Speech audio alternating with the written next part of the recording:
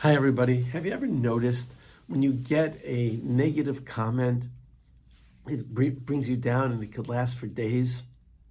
And in contrast, when someone says a kind word or compliment, it could lift your day and change your whole outlook.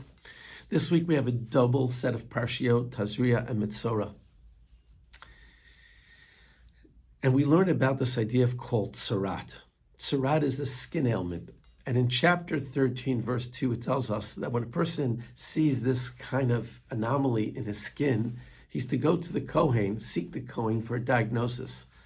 And if the Kohen is not sure, they seclude him from the community for 7 days. They see if it spreads, see what it is, and they come back there for a week. And if they're not sure, seclude him for another 7 days. And if it is tsarat, the person, again, is excluded from the community until they're healed.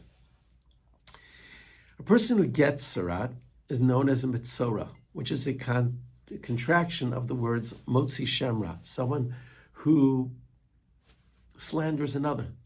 Motzi shemra, puts out a bad reputation about somebody. Now, Rabbi Sachs writes in his sefer called Judaism's Life-Changing Ideas, he says, tsarat, one of the main characteristics of it is that it's very white. The Gemara tells us it's like white like snow. He says, how appropriate, mida keneged mida. The ailment mirrors the action. You cause someone's face to turn white from embarrassment, so too you're going to turn white, so to speak. I wanted to go on to suggest to us, really, is tsarat something that we have today? Well, maybe the cause of what brought on tsarat, speaking negatively about others, we have still today, of course, in our social media. We're able to hide behind anonymity and put negative posts or tweets, whatever they're called today, and we don't have to see the tears behind the other screen. And yet, it's still not the right thing to do in the eyes of the Torah.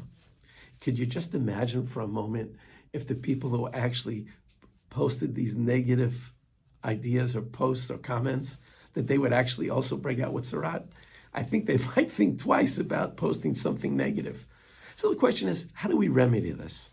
So Rabbi Shawai says, one of the main ideas behind or causes behind speaking negatively about people is the way we see others. But if we can create a positive outlook, positive lenses, a default setting to always look for the good in people, that will mitigate lashon hara. That will mitigate slander. That will mitigate and reduce division within our communities. And it starts with us. It starts with our attitude and creating a positive character trait of looking for the good in everyone. So I just want to end off by saying that we can decide what kind of world we want to live in. And we can also decide what kind of people we want to be. Do we want people who are just going to peddle negative thoughts? Or do we want people to have a positive impact on the world that we live in? Again, the choice is ours. We can create connection or isolation, understanding or prejudice, hope or despair. Let's choose wisely. If you like what you hear, please pass it on. Shabbat Shalom.